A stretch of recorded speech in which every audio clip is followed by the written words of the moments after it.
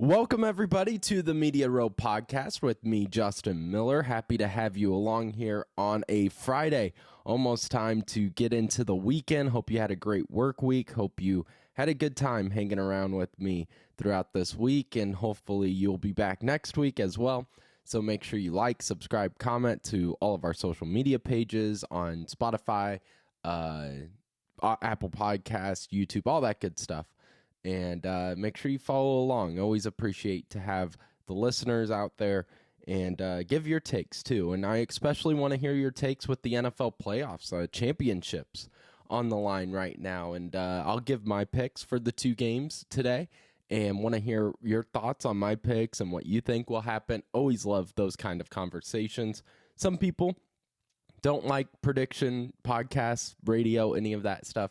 I've always enjoyed it. It's just something I grew up loving. College game day where they do that. I used to grab a sheet of paper with my dad when I was little and do that as well with him, where we would go through the college games and see which ones we were right, who got the most right, who got the most wrong. Always loved doing that in a pick'ems throughout the college or the NFL season with my family as well. I won this year. Dominated too. Wasn't even close. I have a fake Seattle Seahawks Super Bowl ring. May have to get, a fake Ohio State one and say that was my championship ring for winning the pick'ems in my family's league. But so we'll definitely get to the NFL playoffs. Definitely hit on the Drake women's basketball team tonight as they hit the road against Missouri State. A tough battle. This has been an incredible 3-game stretch Pullman's team is being put through. And it hasn't been going great for the Bulldogs right now, but we'll definitely hit on that. Give a little bit of our thoughts. We mostly hit on the men yesterday, but we'll kind of reiterate some of the thoughts we had with Drake hitting the road to play Missouri State as well on Saturday in Missouri State. So, apologize also for the late start, and let's just jump into kind of the late start.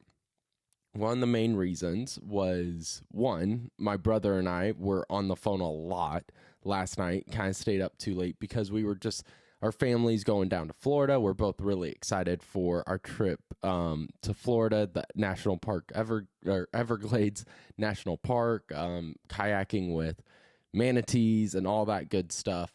So I was going to probably have a late start because of that anyways, because we've been trying to plan that trip out and getting really excited about it. But then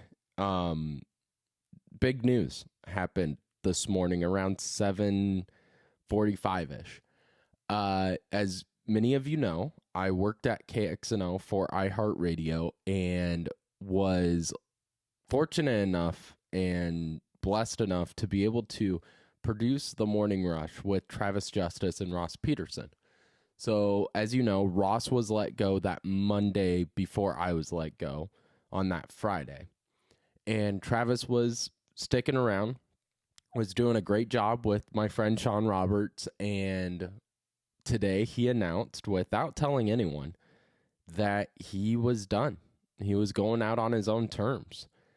And didn't tell Sean, didn't tell anyone at iHeart. And honestly, I do feel for Sean, and I know Sean's strong enough. That dude, if anyone's built for all this chaos, he is. So he'll be just fine. I do feel for him, though. But honestly, kudos to you, Travis.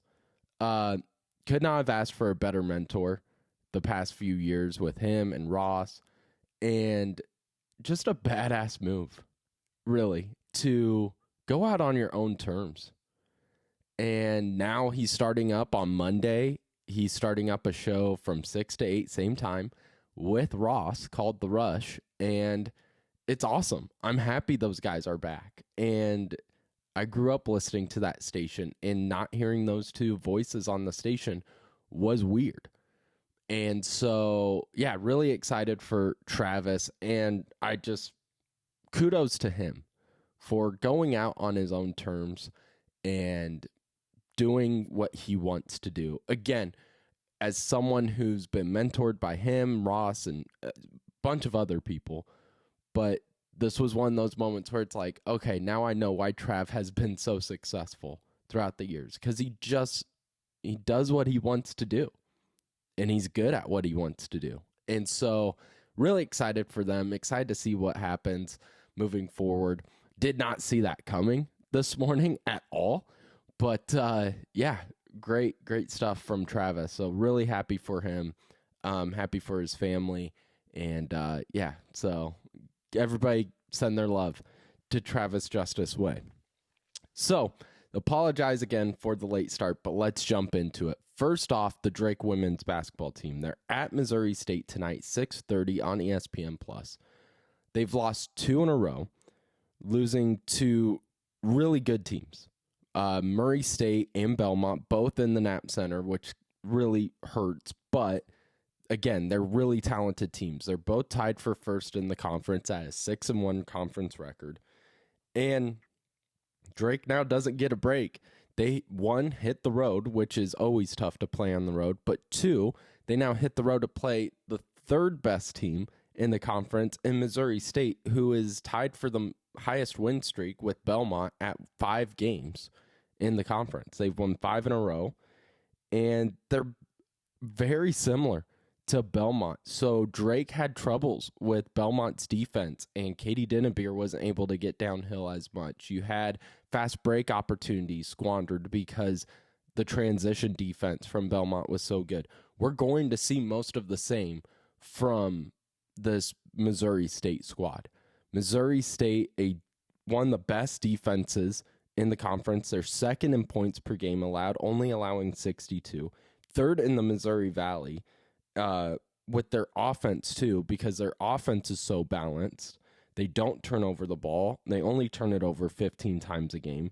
They have 4 players averaging 10-plus points. Lacey Stroke leads them with 13, the senior guard, and she'll have her hands full. Every guard has their hands full with Katie Dinnebier, who puts up 20 a game. But this Missouri State Bears team is just so balanced, so talented, and playing on the road, a Drake team that has really fallen off offensively is going to be a real challenge. The biggest thing I've noticed with Drake is their transition points have gone away. And that's because of the defense of Murray State, of Belmont. They're watching the film, and they're realizing when Drake gets steals, turnover opportunities, they usually send someone sprinting down, and you have Katie or you have Ava Hawthorne, someone lobbing a pass to the hustler down the court, and you get easy points. Those easy points have just gone away for Drake in the last 2 games. And then you're seeing the assist total go down. Against Belmont, they still had 17 assists, which is great. But against Murray State at home, they only had 12 or 13. And so Drake's not able to move the ball around as much, which is causing their bread and butter in transition points to go way down. And then the biggest part is you're seeing an offense from Pullman that is way too one-dimensional.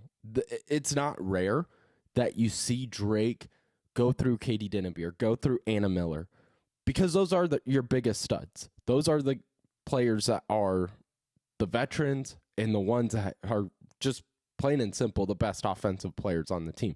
So it's not rare to go through those two.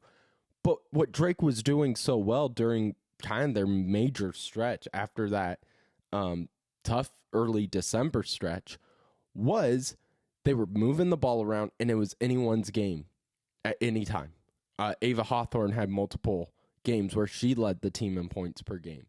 You had Anna Miller being more consistent underneath the basket. Katie Dinnebier was able to get down and into the paint and rolling downhill the way she wants to.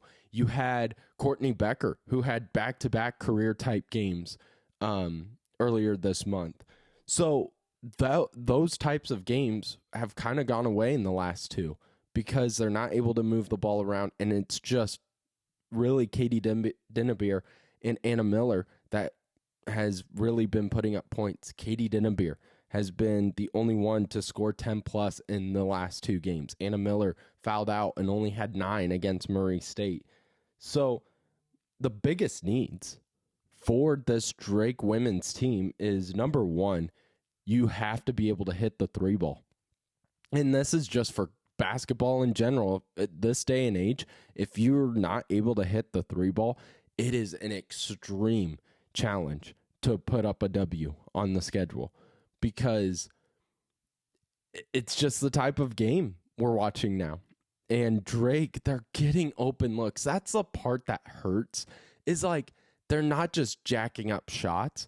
They're getting great looks, but they're just not falling. In the last 2 games, Drake is shooting 26% from behind the arc, 17 of 64 from behind the 3-point line. And again, I'll reiterate, it has been good ball movement, good plays set up by Pullman, and it's just not falling. Just not falling down. There's a lid on the hoop right now for the 3-point shot for the Drake Bulldogs. So that's number one, be able to hit the 3 ball. Number 2 is balance out the scoring. Like we said, Katie Dinnebeer, the only one to go back-to-back with 10-plus games. Everyone else has really kind of been taken out of the game. You're going up against an extremely talented defense in Missouri State on the road.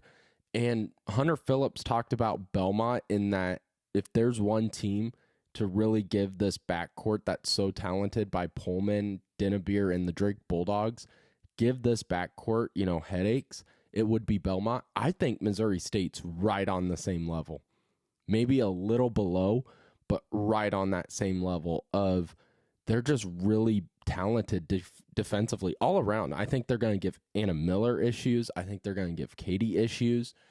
And it's just going to be a tough game for Katie and Anna, as they're going to be really honed in on those two for Missouri State.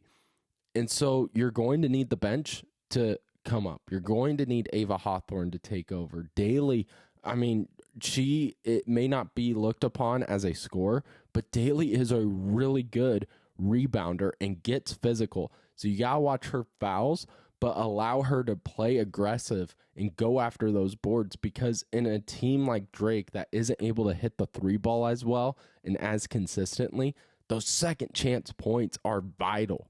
So, get the bench involved with Ava Hawthorne, Daly. Get someone else outside of Katie and Anna to really get this offense rolling. And then lastly is just get out into transition. This Drake team, when they're able to get a few transition buckets back to back, or, every other possession, like they were earlier this month, where it felt like every other possession Katie was getting a steal, get off into transition and get back into that momentum of pushing the pace, because Missouri State is a team that is they like to play fast, but they're very, like I said, balanced offensively. They don't really have great scores. They like to kind of slow down the pace. This is a time for Drake to push the pace and force Missouri State to play up to their level. And that starts with turnovers and transition buckets, easy buckets like that. So get into transition. I know Missouri State's going to kind of follow what Murray State and what Belmont has done in those transitions, where it always feels it's almost like they have a safety in football that is always just kind of in the back, making sure nothing gets over their head. And that's what Belmont and Murray State did tremendously well against Drake. And now Drake, you just really have to try to get it out into transition and force Missouri State to play at a fast pace. So Drake, Missouri State tonight at 6:30 on ESPN+. Going to be a really fun game. I will be watching it, so of course follow along on social media, and it'll be interesting if I have to pick. If you're saying pick one for tonight, I do like Missouri State to give Drake kind of a headache offensively, and right now in the last 2 games, it's hard to pick Drake to upset Missouri State with how the offense has looked. But Pullman is a fantastic coach. You have such great experience from Katie, from Anna, from Courtney, from all these players on the Drake Bulldogs. And so I'm expecting it not to be a blowout. I don't think Drake gets blown out like they did against Belmont and against Murray State. I know playing on the road is tough. I know this Missouri State team is a great defensive team, but Pullman will have their team ready. She's going to make the right adjustments, and it's going to be a battle. So that game at 6:30 on ESPN+. And then Sunday, Drake women back at it, going up against Southern Illinois, kind of a bottom-tier team in the conference, which will be kind of a breath of fresh air for this Drake team, especially if they lose to Missouri State. It's just kind of like okay, get back on track with Southern Illinois and then make a push, because we're already now to almost the halfway point of the Missouri Valley Conference season, which is wild to say. But that is what Drake needs to do. I think it'll be a battle. It'll be a tough one tonight at 6:30. Before we wrap up today's show, let's jump into the NFL playoffs. So we have the AFC, the NFC title game, and that one should be fun. Let's start with the NFC. So in the NFC, you have the Eagles taking on the Commanders. Not what I thought was going to happen in the NFC. I thought the Lions were that was their title to lose, basically, in the NFC. And it does hurt, because now you're seeing what happens. The defensive coordinator's gone. The offensive coordinator's gone for Detroit. And the lifespan of an NFL team is real short. As a Seahawks fan, I know. You win that Super Bowl against the Broncos, you almost go back-to-back against the Patriots, and then boom, the team that everyone thought was going to become a dynasty is gone. You have defensive players retiring or getting traded. You have players begging for more money, so that changes up relationships and players get moved on. It's tough to win in the NFL. And the Lions, they were in the NFC Championship against the 49ers, lost that one in a heartbreaking fashion. And then this year, they're just dominating teams. They looked balanced. Yes, even despite the injuries, they're going down and they're taking teams down. And you get to the playoffs and boom, done. The Commanders played a tremendous game. Daniels was unreal. But now players are going to want more money. The offensive coordinator's gone. The defensive coordinator's gone. It's tough. It is so tough to win in the NFL. And kudos to the Commanders, though. Commanders are able to, with this rookie quarterback, starting to make a push. And I've always been a fan of Dan Quinn. I mean, he was the Seahawks defensive coordinator with the Legion of Boom and was fantastic, and then moved on to Atlanta and nearly led Atlanta to their first Super Bowl win against the Patriots. And of course, that 28-3 loss, which sucks. But I've always been a huge Dan Quinn fan. And getting out of Dallas was a great move for him, clearly. And you have the Washington Commanders just looking like a young team making a push, and a team that has that, outlook of, man, what a bright future this team can have if they're able to keep some of the key parts.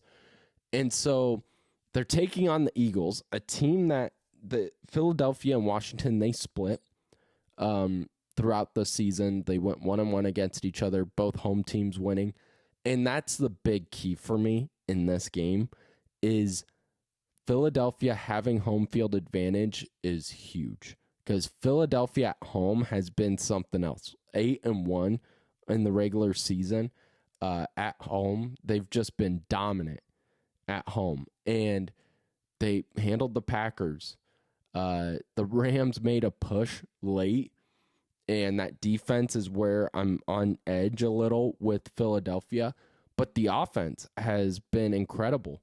Jalen Hurts may not be the best throwing quarterback, but he's still a veteran. He's been in this position before. And with Saquon Barkley behind him, Barkley has been on a different level for this Eagles offense. During the playoffs, Saquon Barkley has 324 rushing yards and 2 touchdowns, which was second most. The 3 touchdowns by Derrick Henry was the most, but he's out of the playoffs now. And so I don't know. I mean, the Commanders' defense is okay. Both defenses are kind of like lower middle pack of the teams that were in the playoffs and how they've performed in the playoffs so far. So they're not great defenses. They're talented and they have talented players, but overall, it's going to be an offensive explosion. I don't know. I should look up here real quick what the over-under is for that game because honestly, I may take, okay, maybe I won't take the over-under. Over-under right now is 47.5. Maybe it's going to be a battle, but I see it more like a 21-24 type game, 21-27 type game. So I think that's going to be tougher. So maybe I do take the over. That 47.5, damn, that was like right where I thought the game would be at, is a 28-27 type, 28-21 type game. And so maybe I do take the over, but I thought it was going to be lower, like they were going to put 40.5. And so, damn, ESPN right in my head where I thought that would be. So, I mean, maybe that 47.5 is right on line. I do like the Eagles winning this solely based on how well Barkley has played. And I think Daniels is a tremendous quarterback. Washington, I mean, hit a home run being able to draft him. And I just think there's going to be a lot of pressure. Yes, has he stood up to the pressure so far? Yes, he has. But there's a difference between playing in a wild card, playing in a divisional round, than playing for a chance to go to the Super Bowl. And a rookie quarterback that hasn't thrown any interceptions, going up against a defense that knows him well, has beat him, and even when they lost on the road to Washington, the Eagles only lost by 3. So this team knows Daniels, and I think the rookie quarterback gets bit. But that's not saying that they don't have a great future. If they can just get a few more extra parts around them, this Washington team could be back in the same position next year if they lose. So I like the Eagles winning this one. The Eagles are favored by 6. 6-7 seems right to me, a touchdown type game. And then we move to the AFC, which has, I mean, the Seahawks 49ers in those early 2010s was a great battle. Now we're seeing it is the Bills and Chiefs. It feels like they play every year in the playoffs, and I'm all for it. But with that being said, this is the best chance for the Buffalo Bills to kind of break out of that curse of losing to the Chiefs in the playoffs. Because Kansas City has not been the same team that we've seen them throughout the season. There were many games where they were just very fortunate to get a blocked kick, to be able to get a pass interference call. And I'm not one of those people that is going to say Kansas City gets every call. I'm not that guy. But they have been very fortunate to be able to win games in tight fashions and not blowing teams out, not having that extremely, talented offense that we've expected from the past few years. But Kansas City, 17th in yards per game throughout the regular season, 15th in points per game. Buffalo is second in points per game. You have Kansas City also 22nd in rushing yards per game, 14th in passing yards per game. And Buffalo beat Kansas City earlier this season in Buffalo by 9, 30-21. So if they don't break this KC curse now, I don't know when they will. I think Josh Allen is playing at MVP level. He's leading this team to almost a Super Bowl by himself because he doesn't have tremendous wide receivers. He doesn't have a great rushing game, but he is basically putting this team on his back and leading them to a Super Bowl chance. And so if they are not able to beat Kansas City now, I don't know when it happens because this is not the same Kansas City team we are used to seeing. So I like Buffalo to beat Kansas City. I like their offense.